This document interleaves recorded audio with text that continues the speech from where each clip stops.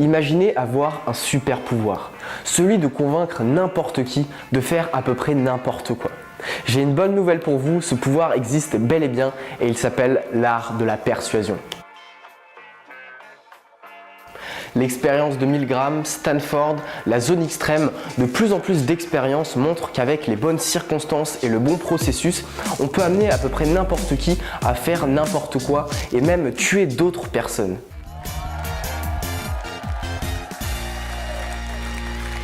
Madame, monsieur, bonsoir, bienvenue sur le plateau de la zone extrême. Oui, ça fait vraiment mal là. S'il vous plaît. Avant de commencer, je tiens à vous prévenir, les techniques que nous allons voir sont extrêmement puissantes, donc je vous invite à les utiliser avec éthique pour des causes qui vous semblent justes. Pour plonger dans la persuasion, je vous propose qu'on analyse un personnage haut en couleur, Frank Underwood, qui est interprété par Kevin Spacey dans la série House of Cards. Alors ce personnage maîtrise à la perfection l'art de la persuasion, donc je vous propose qu'aujourd'hui on voit ensemble 5 techniques qui sont utilisées dans House of Cards. Je vous rassure, il n'y aura pas de spoiler, je suis seulement à la 2e saison. C'est parti! Power is a lot like real estate. It's all about location, location, location. The closer you are to the source, the higher your property value. Centuries from now, when people watch this footage, who will they see smiling just at the edge of the frame? So help me God. Congratulations. Première technique qui est assez connue, mais encore une fois ce qui compte c'est pas tellement ce que vous savez mais comment vous appliquez ces méthodes là pour convaincre et pour persuader vos interlocuteurs. Donc première technique, la réciprocité.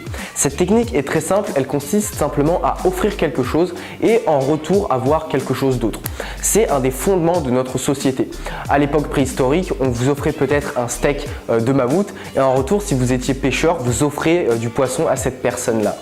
Mais là où ça devient une technique de persuasion et d'influence, c'est lorsque vous offrez volontairement quelque chose à quelqu'un dans l'objectif de recevoir quelque chose en retour après coup. En politique, c'est quelque chose qui se fait extrêmement souvent. Par exemple, je suis une banque, je vais financer votre campagne et en échange, lorsque vous serez élu, vous allez voter des lois qui m'arrangent.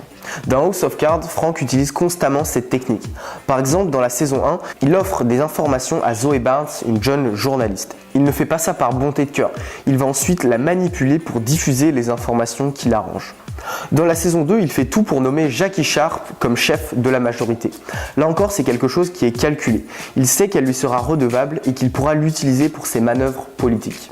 Deuxième technique pour convaincre et pour persuader, être transparent et assumer ses défauts. Cette technique est simple, elle consiste simplement à dire la vérité et surtout à mettre en avant ses défauts, ses échecs et ses erreurs. C'est une technique de persuasion pour 2 raisons. Première raison, lorsque vous mettez en avant des choses négatives sur vous-même, l'esprit critique de votre interlocuteur va diminuer, il va baisser sa garde. Étant donné que vous mettez en avant des choses négatives sur vous-même, il y a peu de chances que vous êtes en train de mentir et il a toutes les raisons du monde de vous croire. Ensuite, lorsque vous mettez en avant vos erreurs et vos fautes, personne ne pourra les réutiliser contre vous.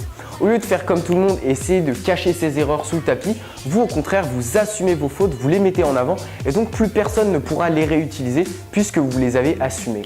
Dans la série, Frank Underwood utilise brillamment cette technique lorsqu'il veut qu'une personne soit nommée par le président par exemple. Lorsqu'il propose une personne, il va mettre en avant ses faiblesses, ses erreurs et ses défauts. Et ensuite, lorsqu'il va parler de ses qualités, forcément, ça aura beaucoup plus d'impact. Vous me suivez ?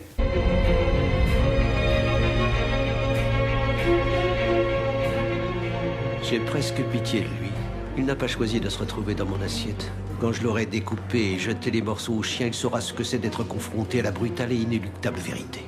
Troisième technique pour convaincre, utiliser notre soumission naturelle à l'autorité. Depuis que nous sommes tout jeunes, on nous apprend constamment à nous soumettre à l'autorité. D'abord à nos parents, aux enseignants, à la police, etc., etc. Souvent, cette soumission est dans notre intérêt pour notre sécurité, mais parfois elle peut être utilisée pour nous faire agir à contre-cœur.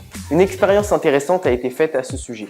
Des étudiants sont allés demander de l'argent à des inconnus pour payer le parc-mètre. 50% du temps, c'était des étudiants lambda qui demandaient l'argent et l'autre moitié du temps, c'était des policiers qui allaient demander de l'argent à des inconnus pour payer le parc-mètre des étudiants. Ce qui s'est passé, c'est que lorsque les étudiants allaient demander l'argent, ils ont seulement obtenu 30% d'acceptation. Mais lorsque c'était des policiers ou des pompiers, il y a quasiment eu 100% d'acceptation. On peut aussi appeler ça l'effet blouse blanche. Autrement dit, on remet rarement en cause les figures d'autorité et de pouvoir dans notre société. Franck applique cette méthode lorsqu'il veut faire pression sur quelqu'un. Il va mettre en avant la Maison Blanche, le pouvoir de sa position, le président, etc. Quatrième technique que j'adore, tirée du livre Start with No. Alors l'idée est très simple, lorsque vous voulez faire une requête, que vous voulez quelque chose, commencez par essayer d'obtenir un nom de votre interlocuteur.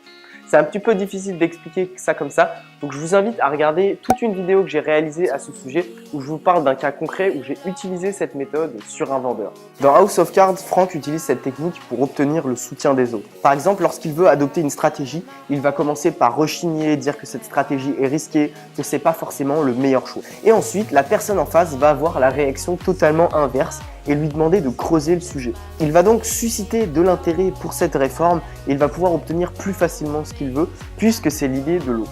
Cinquième et dernière technique, tu es libre de.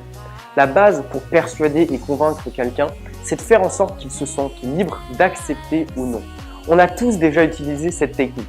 Par exemple, vous avez un déménagement à faire et vous avez besoin qu'un pote à vous vienne vous aider. Alors vous lui envoyez un petit message et à la fin vous mettez le petit mot « mais tu es libre d'accepter, tu peux faire comme tu veux ». On sait pertinemment qu'avec ce genre de message, notre pote va accepter de venir nous aider. Franck a recours à cette méthode des dizaines de fois. Quasiment à chaque fois qu'il veut convaincre quelqu'un, il commence par le mettre à l'aise, lui dire qu'il n'est obligé de rien, surtout avec le président. Lorsque la personne se sent vraiment en confiance avec le pouvoir, là, à ce moment-là, Franck va pouvoir lui suggérer des idées et le convaincre beaucoup plus facilement. Voilà, vous avez maintenant beaucoup plus d'outils pour convaincre et pour persuader n'importe qui. Ouais, en gros, tu viens d'apprendre aux gens à manipuler les autres, quoi. Pas exactement, je pense qu'il faut faire la différence entre la persuasion et la manipulation. Lorsque vous voulez influencer quelqu'un, vous êtes dans l'idée que ça va être gagnant-gagnant. Par contre, la manipulation sert seulement vos intérêts. Donc encore une fois, utilisez ces techniques avec parcimonie, mais surtout avec éthique. Si cette vidéo t'a plu, comme d'habitude, tu peux me laisser le petit pouce en l'air. Pense à t'abonner, à partager cette vidéo. Et moi, je te dis à très vite pour la suite de l'aventure. Prenez soin des autres. Tchuss! Take a while, baby, to see if I'm sinking my girls fall.